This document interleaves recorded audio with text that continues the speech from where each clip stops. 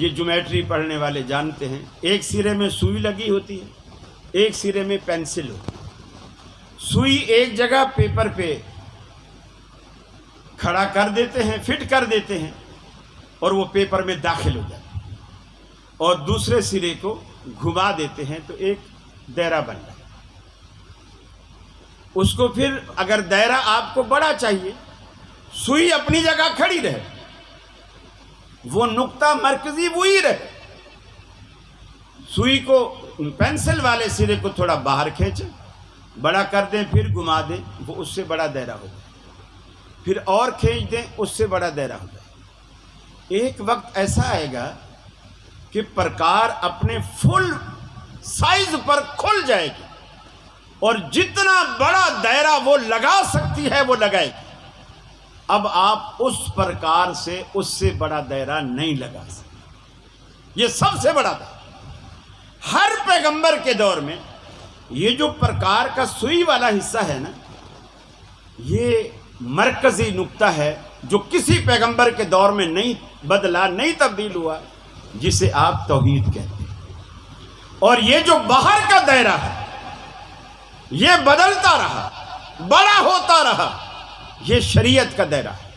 توحید ہر دور میں ایک رہی۔ شریعت کا دائرہ آدم علیہ السلام کے دور میں جو تھوڑا چھوٹا تھا، نوح علیہ السلام کے دور میں تھوڑا بڑا کیا گیا، حتیٰ کہ عیسیٰ علیہ السلام کے دور میں بڑا کیا گیا۔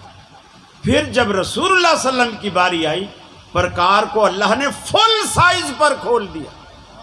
فل سائز پر کھولنے کے بعد ایک اتنا بڑا دائرہ لگایا، اتنا بڑا دائرہ، جس کے لیے قرآن کہتا ہے، جو میں نے کہا نا کہ باقی پیغمبروں کے دائرے چھوٹے تھے، قرآن خود کہتا ہے جو بھی پیغمبر آئے نا، انہوں نے اپنی اپنی قوم کو جو دعوت دی اور بلایا، دعوت دیتے ہوئے انہوں نے کہا، فقال یا قوم، اے میری قوم کے لوگو، اعبدوا اللہ ما لکم من الہ غیرہ، اس رب کی عبادت کرو جس رب کے سوا کوئی داتا و دستگیر نہیں۔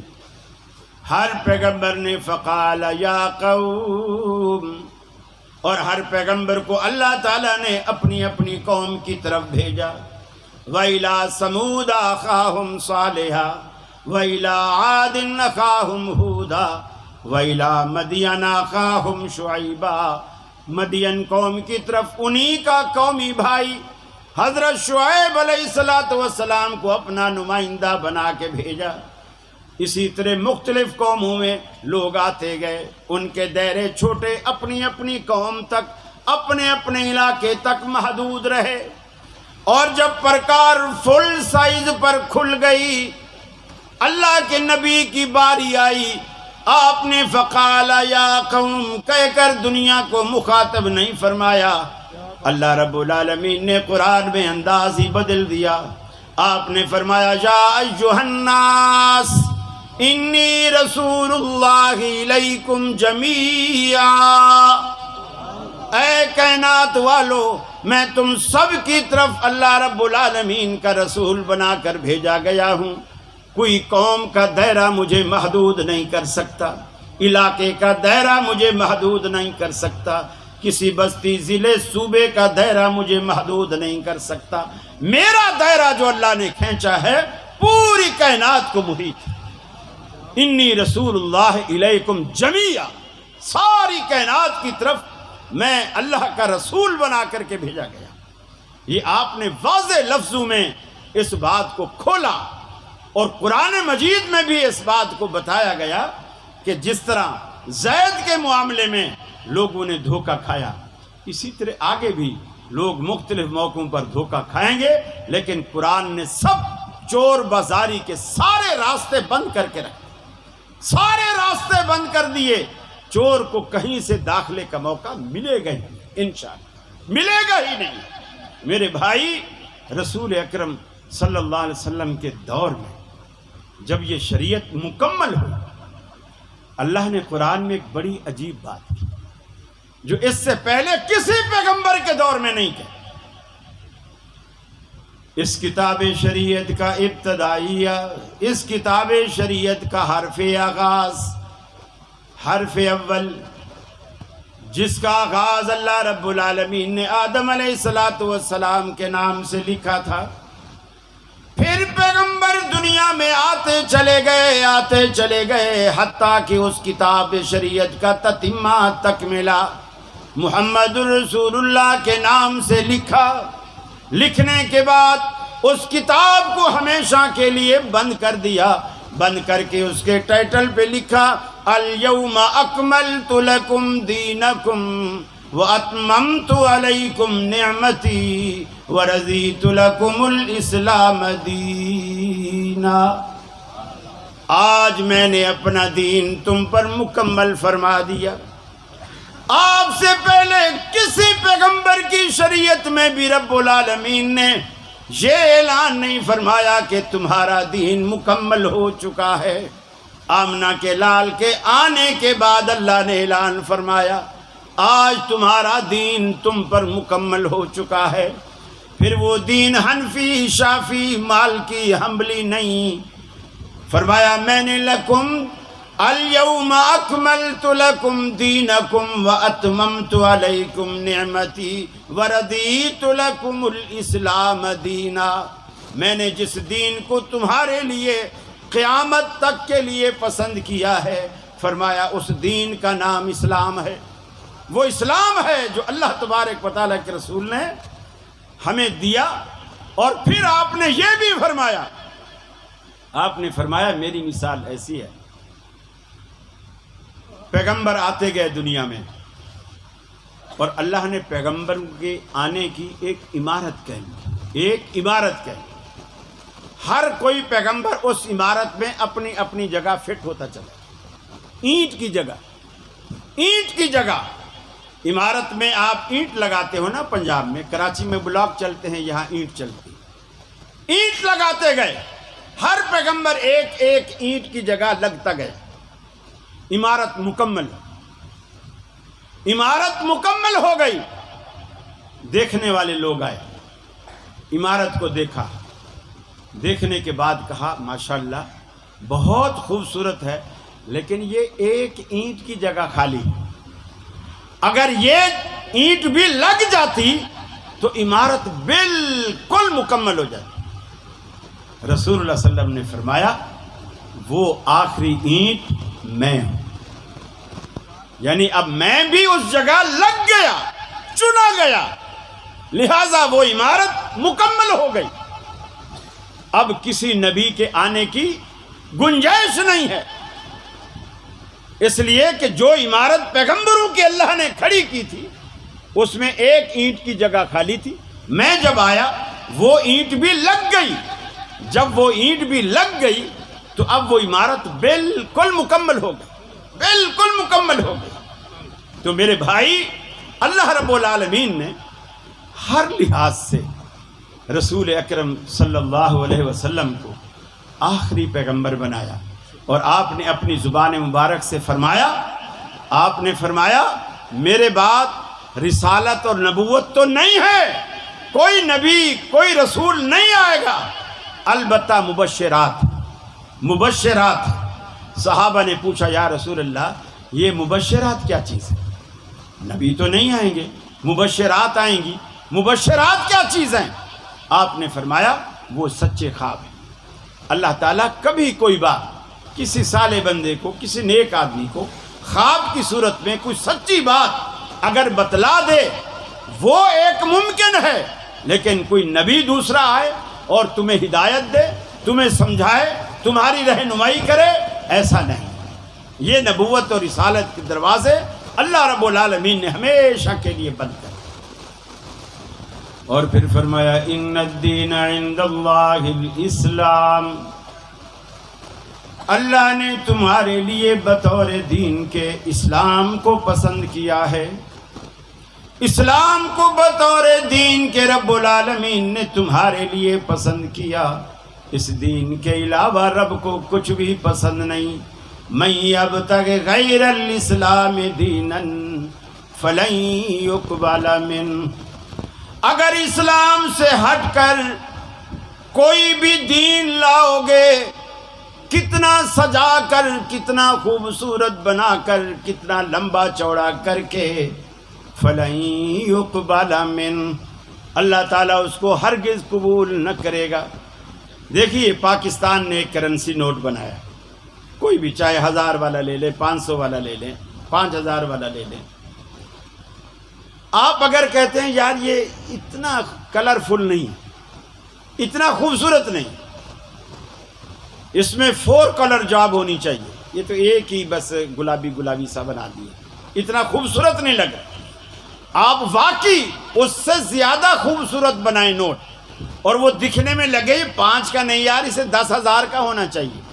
ایمانداری سے بتائیے دکان والے آپ سے وہ نوٹ کتنے کا خریدیں گے؟ لیں گے ہی نہیں۔ ماشاءاللہ کتنے سیانے ہو گئے۔ اور مولوی جو آئے آپ کو دے کے چلا جائے آپ فوراً لے لیتے ہیں۔ مولوی جو آئے جو دے کے چلا جائے آپ فوراً لے لیتے ہیں۔ جس پر جنت و دوزخ کا دار و مدار ہے اس کو نہیں آپ پرکھتے۔ جس طرح اس ملک میں، اس ریاست میں، اس اسٹیٹ میں وہی سکہ چلے گا جس پر پاکستان کی حکومت کی مہر ہوگی، اسی طرح دین محمدی میں بھی مسئلہ وہی چلے گا جس پر محمد الرسول اللہ کی مہر ہوگی۔ یہ ایک اصولی بات، اس سے کسی کو اختلاف نہیں کرنا چاہیے، بالکل اصولی بات۔ اور یہ رسول اللہ صلی اللہ علیہ وسلم کا وہ رتبہ ہے، وہ مقام ہے جو اللہ رب العالمین نے قرآن پاک میں، دیکھیے دنیا میں جتنے بھی پیغمبر آئے ان کے تذکرے اللہ نے قرآن میں شروع کیے، بتانے شروع کی۔ موسیٰ علیہ السلام کا کیا، ان کی پیدائش سے کیا، وَأَوْحَيْنَا إِلَىٰ أُمِّ مُوسَىٰ، ان کی ولادت کے بعد اس کا تذکرہ شروع کیا۔ حضرت عیسیٰ علیہ السلام کا تذکرہ کیا تو بھی ان کی ولادت سے شروع کیا۔ لیکن جب ہمارے پیغمبر جناب محمد رسول اللہ صلی اللہ علیہ وسلم کی بات آئی، اللہ نے سارے اصول بدل دیے۔ رسول اللہ صلی اللہ علیہ وسلم کی ولادت کا تذکرہ آپ کی پیدائش سے، ولادت سے نہیں کیا، بلکہ قرآن کہتا ہے وَإِذْ أَخَذَ اللَّهُ مِيثَاقَ النَّبِيِّينَ لَمَا آتَيْتُكُم مِّن كِتَابٍ وَحِكْمَةٍ۔ وہ وقت یاد کرو، وہ لمحہ یاد کرو، وہ پل یاد کرو جب اللہ رب العالمین نے تمام انبیاء کو رسالت النبوت سے نوازا، ان کے سروں پہ رسالت النبوت کا تاج بھی رکھا۔ لما آتیتکم من کتاب و حکمہ، میں تمہیں دنیا میں بھیجوں گا، تم پیغمبر کہلاؤ گے، میرے قاصد کہلاؤ گے، میرے نمائندے کہلاؤ گے۔ میں کسی کو تورات عطا کروں گا، کسی کو زبور عطا کروں گا، کسی کو انجیل عطا کروں گا، کسی کو صحائف عطا کروں گا۔ لیکن تم دنیا میں جب اپنی دعوت و تبلیغ کا کام کرو گے، ثم جاءکم رسول مصدق لما معکم لتؤمنن به ولتنصرن، پھر ہمارا آخری تاجدار آئے گا، آمنہ کا لال آئے گا، وہ ایک رسول آئے گا، اس کے سر پر ہم نبوت کا آخری تاج سجائیں گے۔ لیکن جب وہ دنیا میں آئے، اگر تمہاری زندگی میں آ جائے، تمہارے ہوتے ہوئے آ جائے، تم اپنی کتابیں بند کر دینا، زبور بند ہو جائے گی، تورات بند ہو جائے گی، انجیل بند ہو جائے گی۔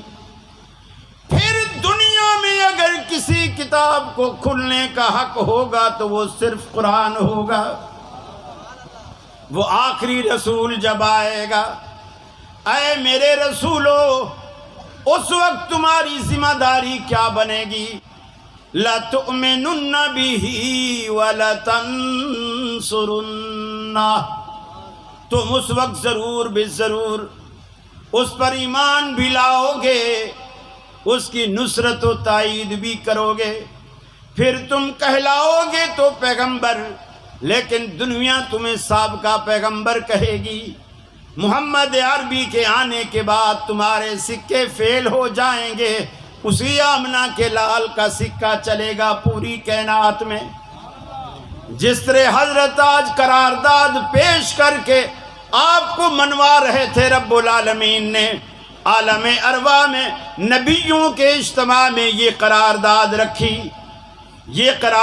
رکھی، قال اقررتم واخذتم علی ذالکم اسری قالوا اقررنا۔